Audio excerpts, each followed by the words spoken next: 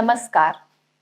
संस्कृत साहित्य का आलोचनात्मक विश्लेषण BSKC 102 पाठ्यक्रम के अंतर्गत अभी आपने पढ़ा रामायण के विविध रूप, जिसके अंतर्गत आपने पढ़ा संस्कृत भाषा में निबद्ध रामायण ग्रंथों के विषय में। आज का विषय है विभिन्न भारतीय भाषाओं में रामायण।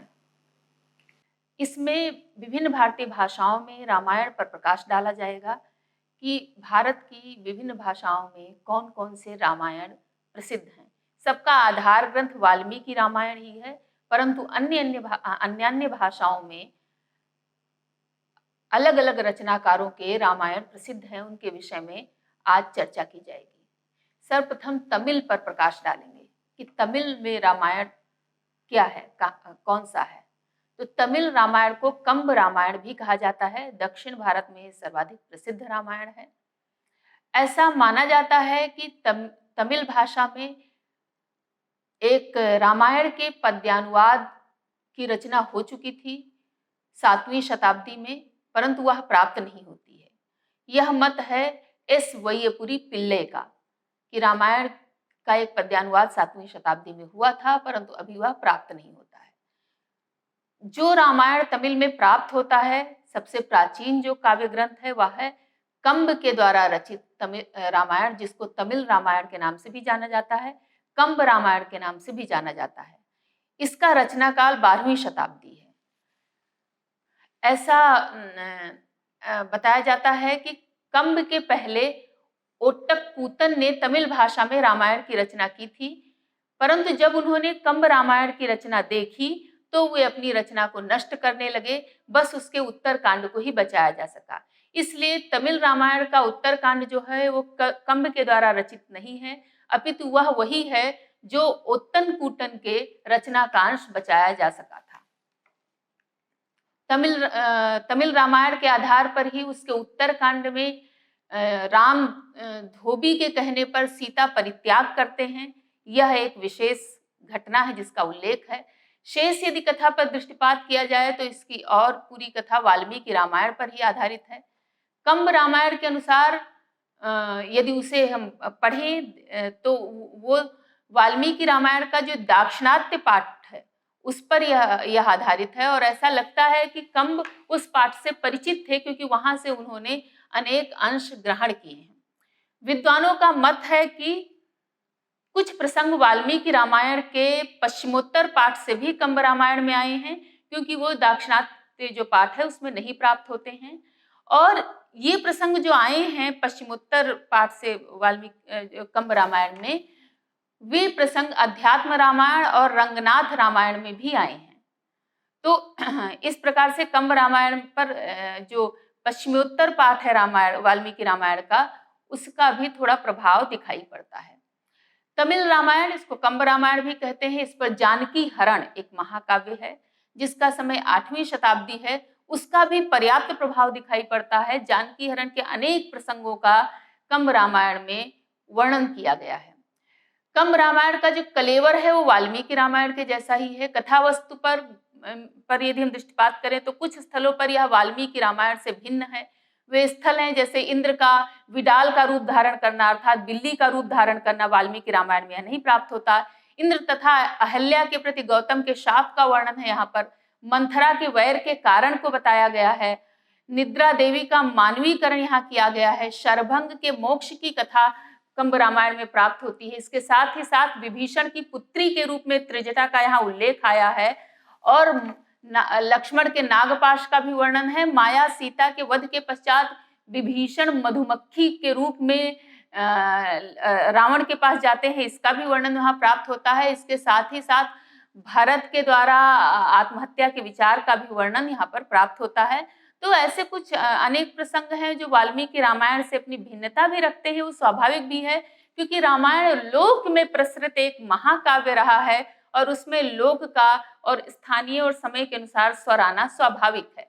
अब हम तेलुगु में रामायण पर प्रकाश डालेंगे कि तेलुगु भाषा में रामायण राम कथा किस रूप में हो, रामायण किस रूप में प्राप्त होता है। राम कथा के तो अनेक रूप विभिन्न भाषाओं में प्राप्त होते हैं, परंतु एक ग्रंथ के रूप में उन भाषा भाषियों के मध्य जो रामायण प्रचलित है उनकी हम यहाँ चर्चा कर रहे हैं। रामायण के विविध रूप के अंतर्गत ये सब परिगणित किए जाते हैं। तो तेलुगु में जो रामायण है जो सबसे प्रसिद्ध है, इसको रंगनाथ रामायण कहते हैं, क्योंकि इसके रचनाकार रंगनाथ को माना जाता है। इसको द्विपद रामायण भी कहा जाता है, क्योंकि द्विपद एक तेलुगु भाषा का एक छंद है जिसमें इसकी रचना हुई है। इस रामायण की द्विपद रामायण अथवा रंगनाथ रामायण की रचना 14वीं शताब्दी में हुई है और ये बहुत ही सरल भाषा में है और द्विपद छंद में है। इस कारण यह तेलुगु भाषी जनसाधारण में बहुत ही प्रचलित रामायण है। यह 6 कांडों में विभक्त है और इसकी कथा वस्तु वाल्मीकि रामायण के ही समान है। और यदि हम देखें कि रामायण के किस संस्करण पर यह आधारित है, तो विद्वानों का मत है कि यह दाक्षिणात्य संस्करण पर आधारित है, परंतु कुछ पाठभेद भी मिलते हैं। वाल्मीकि रामायण की विषय वस्तु यहाँ पर अन्य पाठों, जो वाल्मीकि रामायण के अन्य पाठ हैं उनकी भी विषय वस्तु यहाँ पर कुछ परिलक्षित होती है। जैसे उदीच्य पाठ की कुछ विषय वस्तु यहाँ पर देखी जाती है, जैसे दशरथ और सागर की मैत्री का यहाँ वर्णन प्राप्त होता है। रावण और मंदोदरी के मध्य संवाद का भी वर्णन प्राप्त होता है। नारद कुंभकर्ण का संवाद है और कालिनेमि का संपूर्ण वृत्तांत यहाँ प्राप्त होता है। इसके साथ ही साथ रामायण का जो पश्चिमोत्तर पाठ है या पश्चिमोत्तर जो संस्करण है, उससे भी कुछ सामग्री यहाँ प्राप्त होती है, जैसे कैकेयी के विद्या बल प्राप्त करने की कथा। इसके साथ ही साथ मंदोदरी के केश ग्रहण का जो पूरा वृत्तांत है वो यहाँ पर प्राप्त होता है। कुछ प्रसंग यहाँ गौड़ीय पाठ से भी प्राप्त होते हैं, जैसे भरत हनुमान संवाद उस पाठ से प्राप्त होता है, ऐसा विद्वानों का मत है। इसके साथ ही साथ रंगनाथ रामायण में कुछ ऐसे प्रसंग भी हैं जो सर्वथा इसकी नवीन उद्भावना है। वाल्मीकि रामायण के किसी भी पाठ में वो प्रसंग नहीं प्राप्त होते हैं, जैसे इंद्र ने मुर्गे का रूप धर करके रात में ही बांग दी, जिससे गौतम भ्रमित हो गए। इसके साथ ही साथ सीता स्वयंवर के समय जनक द्वारा यह कहना कि सीता को हल जोतते समय उन्होंने मंजूषा से प्राप्त किया था, मंजूषा में प्राप्त किया था। इसके साथ ही यहाँ मंथरा के वैर का कारण भी बताया गया है। लक्ष्मण के जागने के प्रसंग में निद्रा देवी के मानवीकरण का भी यहाँ वर्णन प्राप्त होता है। साथ ही साथ शूर्पणखा के पुत्र जम्बूमाली की कथा भी यहाँ पर वर्णित है। ये प्रसंग है जो वाल्मीकि रामायण के किसी संस्करण में वर्तमान में नहीं प्राप्त होते हैं। इसके साथ ही साथ लक्ष्मण कुटी के बाहर जब वो राम की सहायता करने गए तो उन्होंने 7 रेखाएं खींची थी, ऐसा भी प्रसंग है। हनुमान के आभूषणों का भी उल्लेख प्राप्त होता है। और आपने एक बहुत प्रसिद्ध कथा सुनी होगी कि जो राम सेतु बना था, सेतु बंध, उसमें गिलहरी के योगदान की कथा आपने सुनी होगी। उस कथा का गिलहरी के द्वारा की गई सहायता का उल्लेख भी यहाँ पर प्राप्त होता है। इसके साथ ही साथ रावण के नाभि में अमृत की स्थिति भी यहाँ बताई गई है और अयोध्या लौटने की यात्रा में शिव प्रतिष्ठा की जाती है जो राम के द्वारा, उसका भी यहाँ वर्णन है। फिर सेतु भंग का वर्णन भी यहाँ प्राप्त होता है। इन प्रसंगों को विद्वान कहते हैं कि वाल्मीकि रामायण के किसी भी संस्करण में नहीं प्राप्त होते, ये इसकी मौलिक उद्भावना हो सकते हैं। तेलुगु में अन्य रामायण भी प्राप्त होते हैं। राम कथा संबंधी तो बहुत से ग्रंथ प्राप्त होते हैं, पर जो रामायण प्राप्त होते हैं उनकी मैं यहाँ चर्चा कर रही हूँ। जैसे 13वीं शताब्दी में टिक्कन एक कवि हुए हैं, उनके द्वारा रचित जो रामायण है उसको कहते हैं निर्वचोत्तर रामायण, यह प्राप्त होती है। यह तेलुगु राम साहित्य की प्रथम रचना मानी जाती है और इसकी कथावस्तु वाल्मीकि रामायण के उत्तरकांड पर आधारित है। तो अन्य रंगनाथ रामायण के अतिरिक्त जो अन्य रामायण हैं वो सारे रामायण जो हैं उसमें वो किसी एकांश पर आधारित हैं। रामकथा के वाल्मीकि रामायण के एकांश पर आधारित हैं। तो ऐसे ही एकांश पर आधारित एक रचना यह है निर्वचोत्तर रामायण। इसके रचनाकार तिक्कन हैं। इसके साथ ही साथ इसमें रंगनाथ रामायण के उत्तरकांड की कथावस्तु का अभाव पाया जाता है और ऐसा कहते हैं कि काच, विबुध और विट्ठराजु इन्होंने द्विपद छंद में उत्तर रामायण की रचना करके प्रचलित रामायण की जो कथा थी उसको पूर्ण किया। एक अन्य रचना 14वीं शताब्दी की प्राप्त होती है, वह है भास्कर रामायण। यह बहुत ही अधिक कलात्मक है और साहित्यिक है। वाल्मीकि रामायण का तेलुगु में यह एक स्वतंत्र अनुवाद इसे आप कह सकते हैं।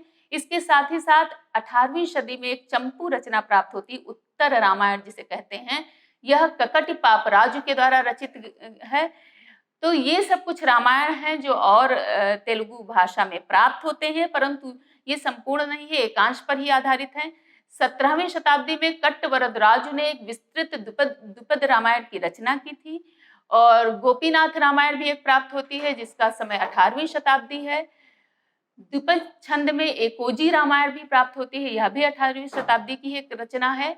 और कूचिमच तिम्म के द्वारा रचित अच्च तेलुगु रामायण भी 18वीं शताब्दी की है, यह प्राप्त होती है। यह रामायण ठेठ तेलुगु भाषा में निबद्ध है। अब अभी तक हमने तेलुगु रामायण पर चर्चा की, अब हम मलयालम में राम कथा पर चर्चा करेंगे, मलयालम में रामायण पर चर्चा करेंगे। रामायण का केरल में मलयाली भाषी समाज में बहुत महत्व है। मलयालम भाषा की जो प्राचीनतम रचना है वह रामचरित से ही संबंधित है और जो रामायण प्राप्त होता है मलयालम भाषा में 14वीं शताब्दी में उसकी रचना हुई है वह है रामचरितम, जिसको किसी राम नामक कवि ने रचा था। और उसको ऐसी भाषा में रचा था जो दक्षिण तिरुवाकुर की एक सुसंस्कृत उपभाषा है, उसमें इसको रचा गया था रामचरितम को। इसको इरामचरितम भी कहते हैं। यह मलयालम साहित्य का प्राचीनतम सुरक्षित ग्रंथ है और किंवदंतियों के अनुसार ऐसा माना जाता है कि इसके रचनाकार तिरुवाकुर के कोई राजा रहे होंगे। इसके साथ ही साथ ये जो रामचरितम है इसमें रचनाकार ने प्रारंभ में ही महर्षि वाल्मीकि का उल्लेख किया है।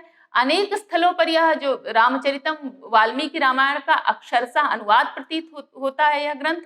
इसके साथ ही साथ इसकी कथा वस्तु वाल्मीकि रामायण के युद्धकांड से संबंधित है।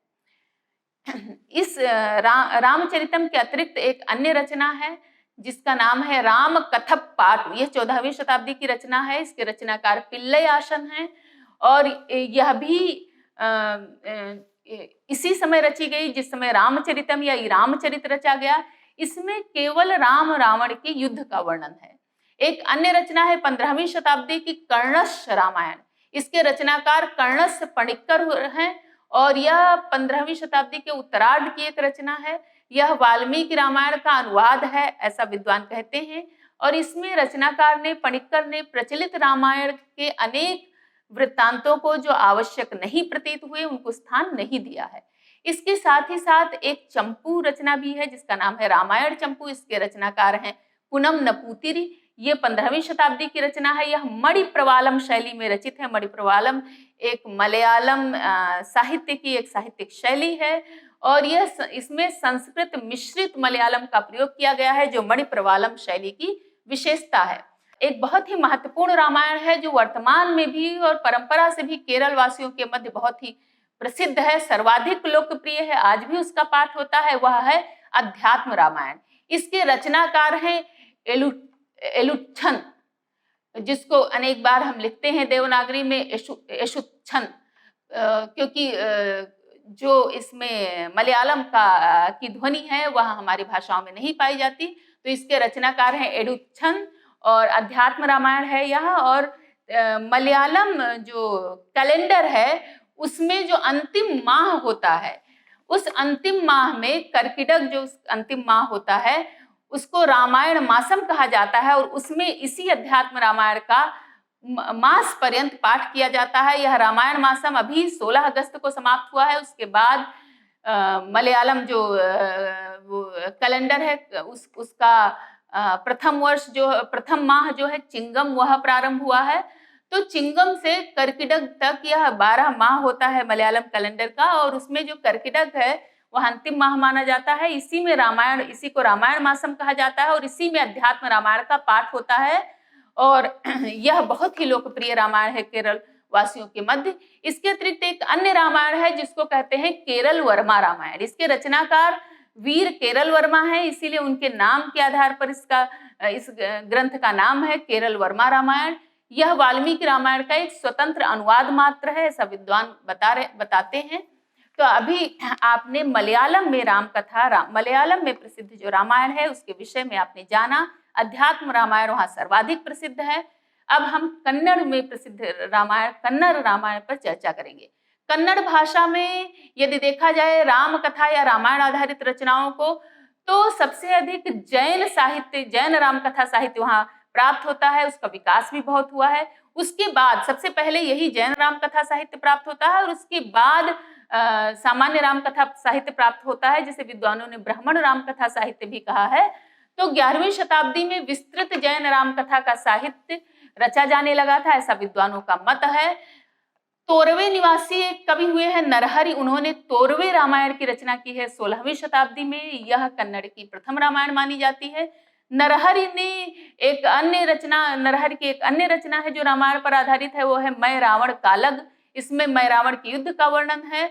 इसके साथ ही साथ जो तोरवे रामायण है, इसमें 6 कांड हैं और इसमें वाल्मीकि रामायण के बाल कांड से लेकर युद्ध कांड तक का वर्णन हमें प्राप्त होता है।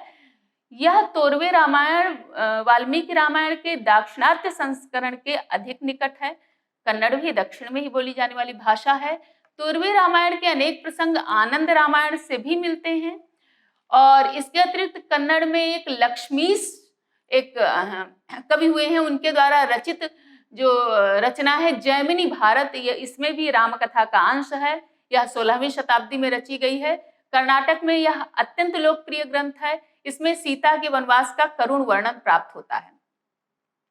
अब हम चलते हैं उत्तर की ओर, कश्मीर में रामायण की स्थिति। कश्मीर में यदि रामायण की परंपरा या रामकथा की परंपरा देखेंगे तो आप एक सहस्राब्दी पहले तक, उससे भी पहले तक जाएंगे, परंतु रामायण के नाम से वहां जो रचनाएं हुई हैं अर्वाचीन काल में, उस पर थोड़ा प्रकाश यहाँ हम डालेंगे।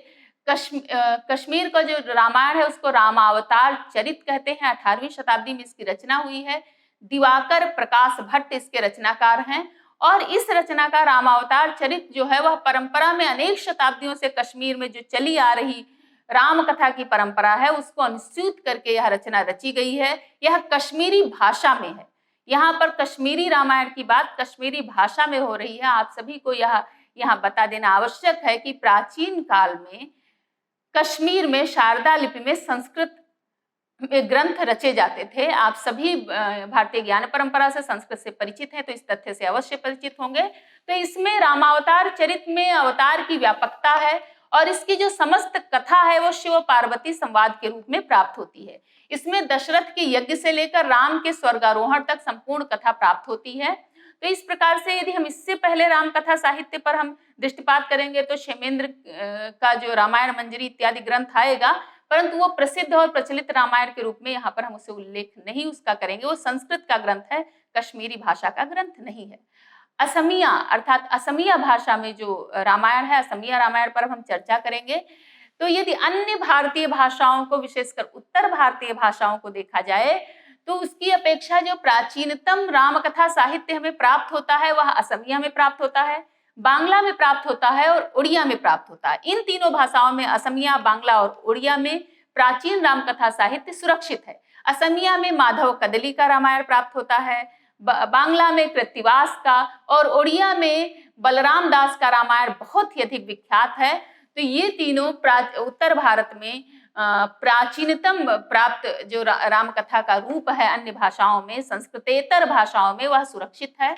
और इन तीनों प्रांतों का जो रामकथा साहित्य है, असम, बंगाल और ओडिशा का, यह प्रायः रामायण के गौड़ीय संस्करण पर ही आधारित है।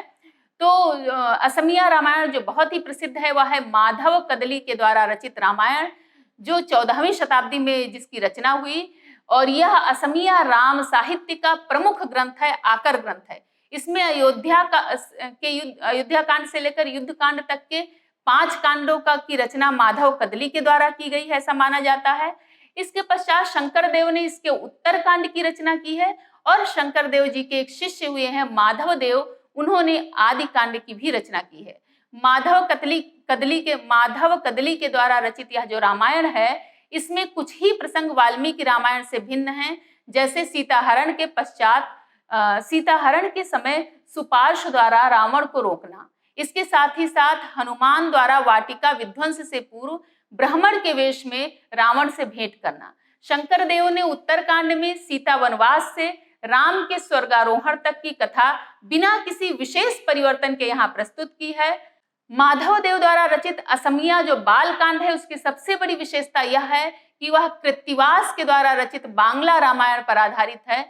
असमिया में अन्य रामायण पर आधारित रचनाएं प्राप्त होती हैं, जिनमें से अनेक का वर्णन हम उपजीव्य काव्य के अंतर्गत करेंगे, परंतु कुछ का यहाँ उल्लेख करना आवश्यक है। जैसे हरिहर विप्र के द्वारा रचित लव कुशर युद्ध, ये 14वीं शताब्दी के एक रचना है, प्राप्त होती है। 16वीं शताब्दी में दुर्गावर के द्वारा रचित गीति रामायण है।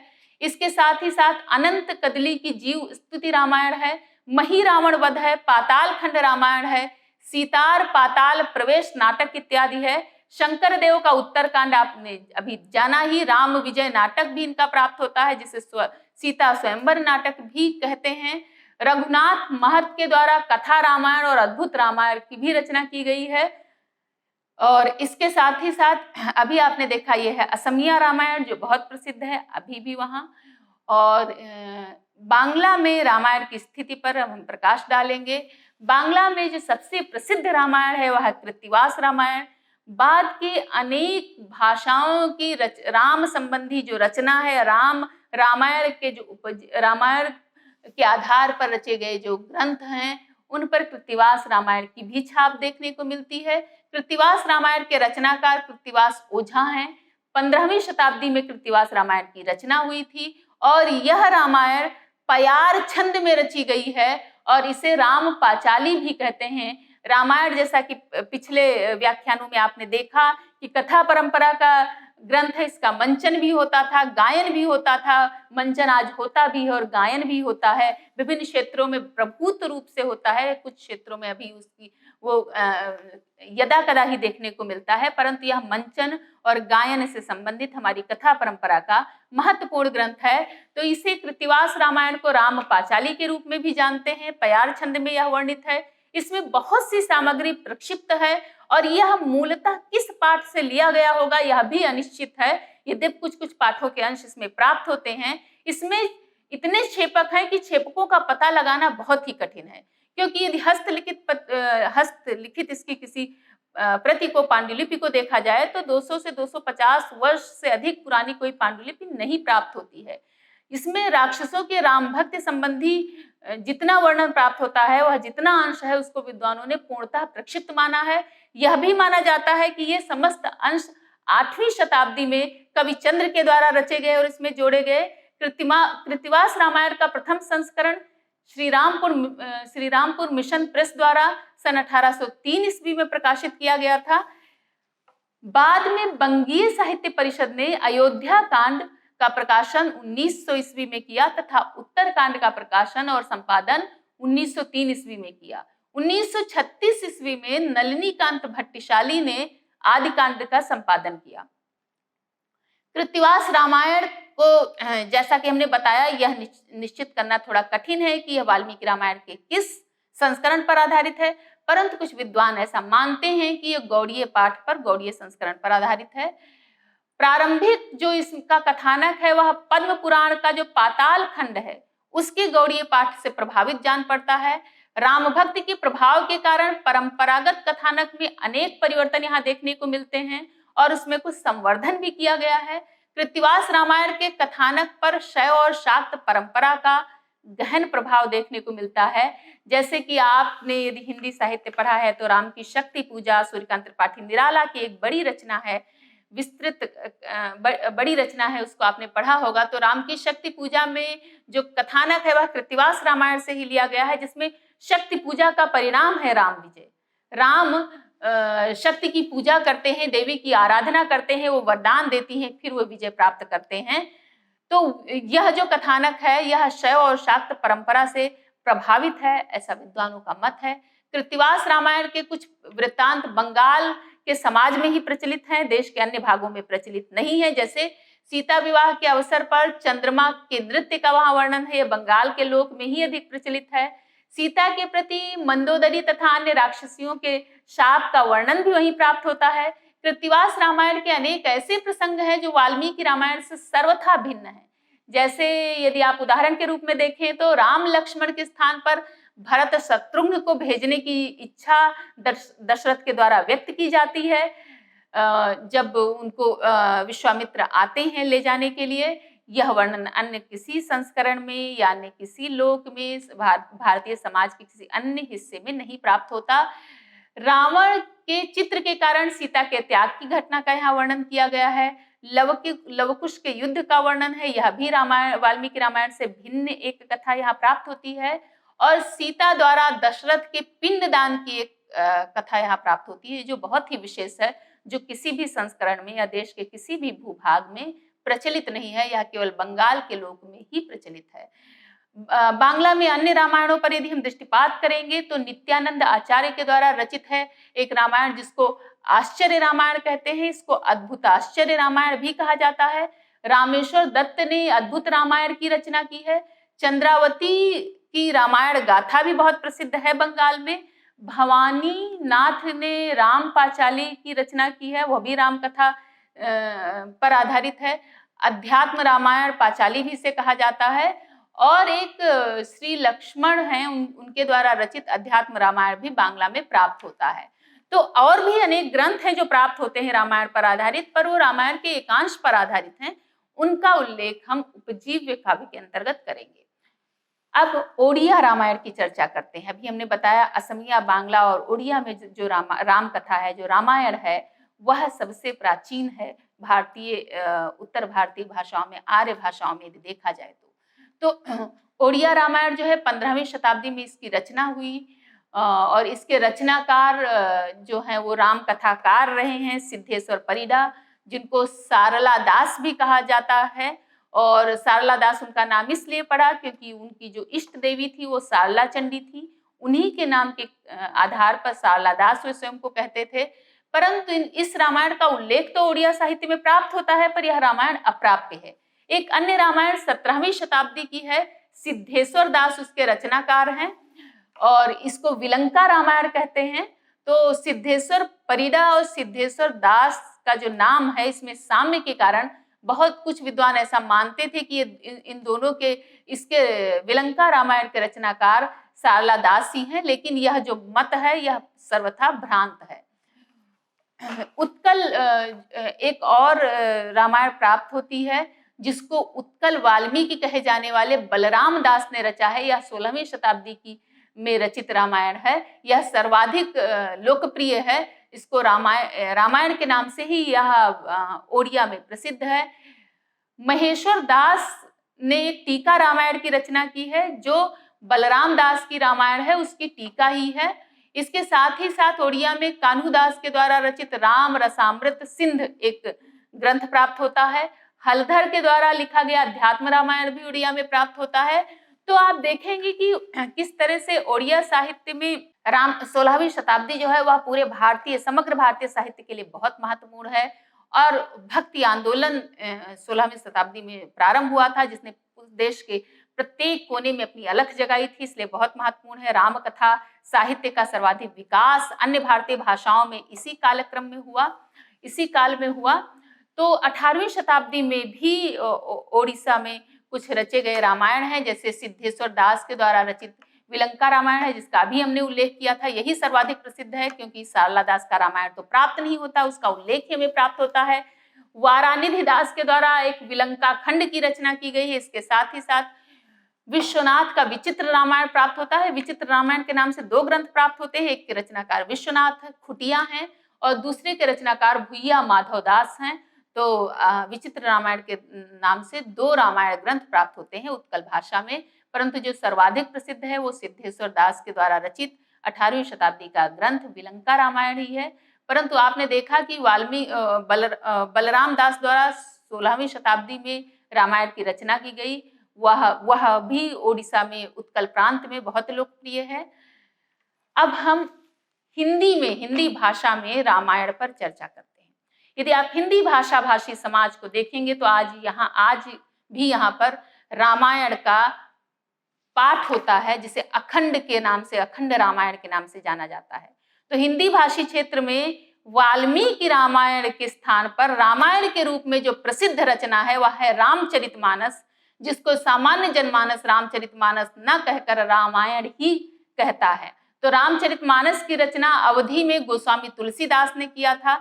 अवधी हिंदी की एक प्रधान बोली है और समस्त हिंदी भाषी समाज को, समग्र हिंदी प्रदेश में राम भक्ति धारा का सूत्रपात करने में रामचरितमानस का बहुत बड़ा योगदान है, तुलसीदास का बहुत बड़ा योगदान है। राम कथा के विकास की दृष्टि से यदि देखेंगे तो तुलसीदास के रामायण रामचरितमानस में अधिक सामग्री नहीं प्राप्त होती है, कोई महत्वपूर्ण परिवर्तन नहीं प्राप्त होता है। परंतु यदि लोक की दृष्टि से देखेंगे, लोक की समसामयिकता की दृष्टि से देखेंगे, तत्कालीन आवश्यकता की दृष्टि से देखेंगे, तो तुलसीदास का रामचरितमानस बहुत ही महत्वपूर्ण है। हिंदी में राम कथा का प्रारंभ इस ग्रंथ से माना जा सकता है। वाल्मीकि रामायण से बहुत अधिक प्रभावित है रामचरितमानस। राम कथा पर आधारित तुलसी की अन्य रचनाएं भी हैं, जैसे रामाज्ञा प्रश्न, जानकी मंगल, गीतावली, कवितावली। आध्यात्मिक विचारों के दृष्टिकोण से रामचरितमानस पर अध्यात्म रामायण का बहुत प्रभाव दिखाई पड़ता है। उसके स्तोत्रों में आप उसका प्रभाव देख सकते हैं।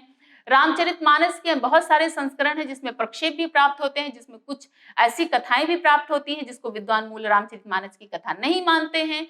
और यदि हिंदी भाषा के रामायण पर दृष्टिपात करें तो वाल्मीकि रामायण पर आधारित रामचरितमानस तो है ही, परंतु विष्णुदास के द्वारा रचित एक भाषा वाल्मीकि रामायण भी है जो 15वीं शताब्दी में जिसकी रचना हुई, यह वाल्मीकि रामायण का अनुवाद है।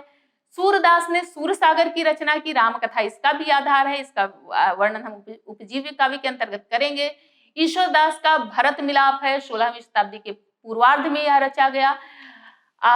अग्रदास और नाभादास का भी रामचरित आधारित ग्रंथ रचना में विशेष योगदान है। अष्टयाम से तो आप परिचित ही होंगे। तो इस तरह से आपने देखा कि समस्त हिंदी भाषी प्रांत को आच्छादित करने वाली रचना रामचरितमानस है, जो वाल्मीकि रामायण के समान ही प्रसिद्ध है। मराठी में यदि रामायण की हम चर्चा करें तो प्राचीन रामकथा मराठी में एकनाथ द्वारा रचित भावार्थ रामायण के रूप में हमें प्राप्त होती है। 16वीं शताब्दी के अंत में लगभग इसकी रचना हुई है। 16वीं शताब्दी भारतीय इतिहास में भारतीय रामकथा साहित्य के प्रचार प्रसार में बहुत ही महत्वपूर्ण है। जो भावार्थ रामायण का उत्तरकांड एकनाथ के किसी शिष्य के द्वारा रचित है, ऐसा विद्वान मानते हैं। एक दंत कथा है कि एकनाथ ने युद्धकांड के केवल 44 अध्याय रचे थे और बाद के जो अध्याय हैं उनको गवव नामक एक व्यक्ति ने रचा था। पर अनेक समालोचक मानते हैं कि एकनाथ जी ने अहिरावण की कथा को छोड़कर समग्र युद्धकांड की रचना की थी। अहिरावण के कथा की रचना जयराम सुत द्वारा मानी जाती है विद्वानों की दृष्टि में। एकनाथ का जो रामायण है भावार्थ रामायण, इसका आधार वाल्मीकि रामायण है, अध्यात्म रामायण है और आनंद रामायण है। ये तीनों संस्कृत के जो रामायण है इसके आधार हैं। एकनाथ वाल्मीकि रामायण के पश्चिमोत्तर पाठ से भी परिचित थे, क्योंकि भावार्थ रामायण जो उनका ग्रंथ है उसके अनेक पाठ हमें दाक्षिणात्य रामायण का जो पाठ है उसमें नहीं प्राप्त होते हैं। वे गौड़ीय और पश्चिमोत्तर रामायण के जो पाठ है, वाल्मीकि रामायण के जो गौड़ीय और पश्चिमोत्तर पाठ है उसमें प्राप्त होते हैं। इसलिए ऐसा लगता है कि वो अवश्य इससे परिचित रहे होंगे। गुजराती में रामकथा साहित्य बहुत अल्प है, फिर भी थोड़ा यहाँ उल्लेख करना आवश्यक है। गुजराती साहित्य मुख्यतः कृष्ण कथा पर आधारित है। गुजराती में राम कथा पर बहुत छिटपुट रचनाएं प्राप्त हुई हैं, समग्र रूप से कोई राम कथा नहीं प्राप्त होती है, एकांश वहां पर प्राप्त होता है। 19वीं शताब्दी में गिरिधर दास ने रामायण की रचना की गुजराती में, जो वर्तमान में बहुत प्रसिद्ध है। इसके साथ ही साथ योग वासिष्ठ, अध्यात्म रामायण, रामचरितमानस आदि ग्रंथों का गुजराती में अनुवाद हुआ है और विशेष रूप से कोई उल्लेखनीय रामायण का रूप गुजराती भाषा में नहीं प्राप्त होता है। तो इस प्रकार से आपने देखा कि भारत की समग्र भाषाओं में लगभग किस प्रकार से रामायण प्राप्त होता है। सबकी हर भाषा भाषी की अपनी अपनी रामायण है। ये तो वो भाषाएं थी जो बहुत ही प्रसिद्ध रूप से बोली जाती हैं, परंतु भारत एक विविध भाषा भाषी देश है और भारत की जो बोलियां हैं वो भाषाओं की अपेक्षा कहीं कम समृद्ध नहीं है। तो हमारी अनेक बोलियों में भी रामकथा और रामायण प्रचलित है। यहाँ तक कि भारत के विभिन्न आदिवासियों के साहित्य में भी रामकथा पाई जाती है। तो इस तरह से रामायण एक विस्तृत रूप से भारत में प्रचलित है और अनेक भाषाओं की अपनी अपनी रामायण है। सबका आधार वाल्मीकि रामायण ही है। कुछ में थोड़ा सा परिवर्तन हुआ है समय के अनुसार और कुछ जोड़ा कुछ घटाया गया है, परंतु आधार ग्रंथ वाल्मीकि रामायण ही है। इस प्रकार आपने देखा कि भारत की विभिन्न भाषाओं में वाल्मीकि रामायण के कौन से विविध रूप प्राप्त होते हैं। तो मैं आशा करती हूँ कि आप इससे अवश्य आपने कुछ समझा होगा और इससे आपकी एक समेकित दृष्टि राम कथा साहित्य और वाल्मीकि रामायण और भारत के विभिन्न प्रांतों और भाषाओं में प्रचलित रामायण के विषय में आपकी एक समेकित दृष्टि से विकसित हुई होगी और आप इससे अवश्य लाभान्वित होंगे और इसको आधार बनाकर आप अपने अध्ययन को निरंतर जारी रखेंगे।